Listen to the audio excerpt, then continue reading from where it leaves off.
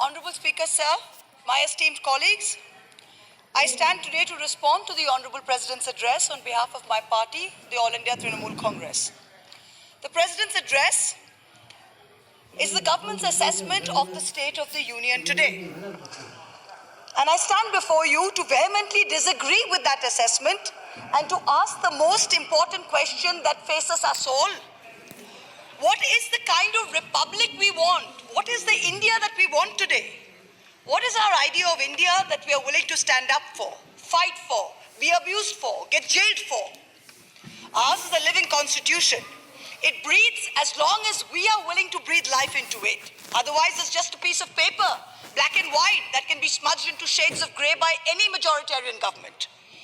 An elected government bears the people's trust to uphold the constitution, both in letter as well as in spirit. If the government fails, we all fail. So it is not enough for Indians to sit back and watch and wish each other a happy Republic Day. This government wants to alter history. They are fearful of the future and they mistrust the present. Robert F. Kennedy in the 1960s had warned of such hateful forces. The Honourable President, early on in his address, speaks about freedom fighters who secured India's rights. He speaks of Guru Tegh Bahadur, V.O. Chidambaram Pillai, and Netaji Subhash Chandra Bose. But this is just lip service. In reality, recalling India's past, a past of decency, a past of plurality, a past of secularism, makes this government very, very insecure. So the Disallow Republic Day floats from West Bengal, from Tamil Nadu, from Kerala, floats on Netaji, who taught us to say Jai Hind, floats on Subramaniam Bhartiyar, who said that even if Indians are divided, they are still the child of one mother. Floats on V.O. Chidambaram Pillai, who even when he was threatened with being imprisoned on sedition, refused to stop his political activity. And floats on Sri Narayan Guru, who picked up a rock and consecrated it as Erava Shiva. The invocation of an imaginary past, however, goes on and on. This government has reinvented Savarkar as a freedom fighter.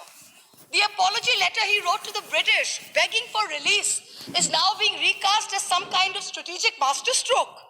The appropriation of Bhagat Singh, who was staunchly anti-fascist. The appropriation of Sardar Vallabhbhai Patel, who banned the RSS after becoming Home Minister. The President's address refers to Netaji on multiple occasions.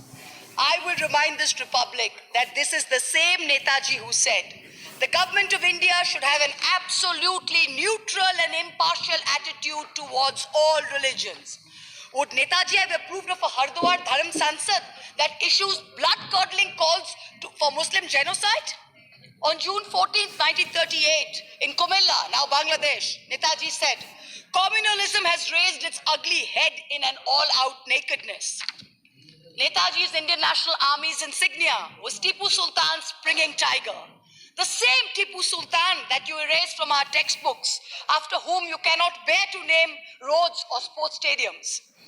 The INA's mottos were three Urdu words, Ittihad, Itmad, and Kurbani. Unity, trust, and sacrifice. The same Urdu language that this government is so delighted to replace with Hindi as the first and official language of Jammu and Kashmir. The President's address refers to Khadi being a symbol of consciousness under the leadership of Bapu. But the unholy Dharam Sansad's issue calls to kill Bapu all over again. You have already succeeded in glorifying Gandhi's assassins. But just for the sake of those children who will grow up watching Beating the Retreat without his favorite hymn, let me remind you of some of the lyrics. Come not in terror as the King of Kings, but kind and good, with healing in thy wings.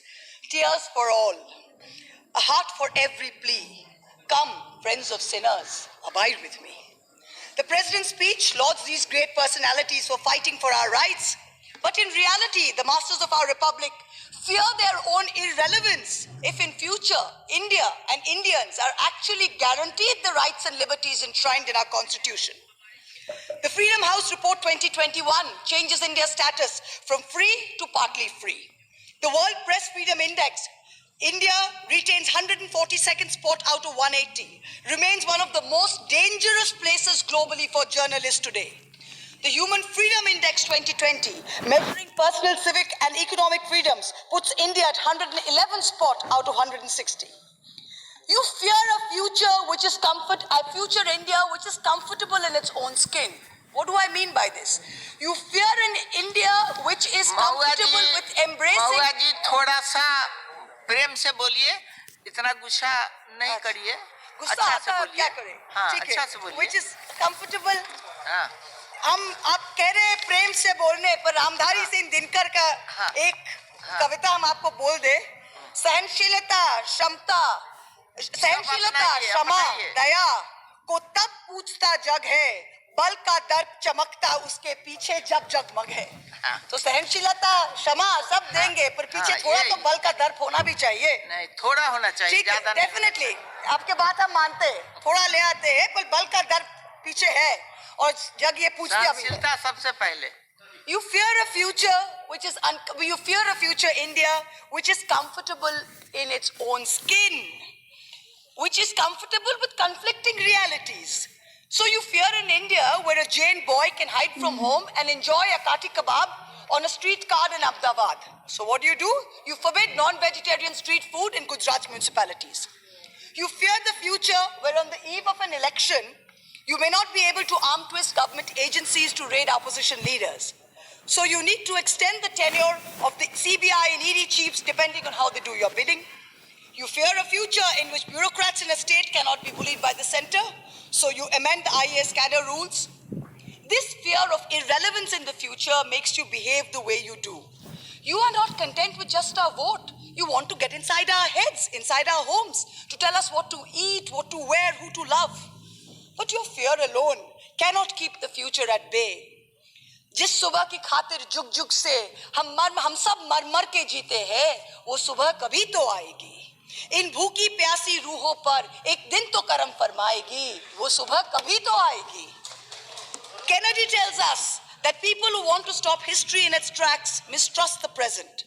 This government mistrusts the very soul of our republic when it brings in an act to link Aadhaar cards to the right to vote, because you are creating enormous possibilities to disenfranchise genuine voters.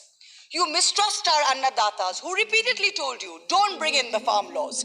Even when you roll them back, I think it was more your fear of losing 70 seats in Western UP than any remorse you felt for the 700 plus farmers who passed away.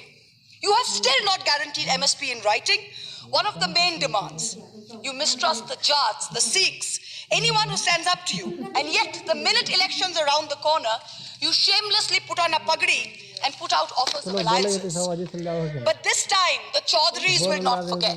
The Chaudhrys will not forget that the son of a sitting minister of this government mowed down 5 farmers, and it took 3 full days to arrest him, and that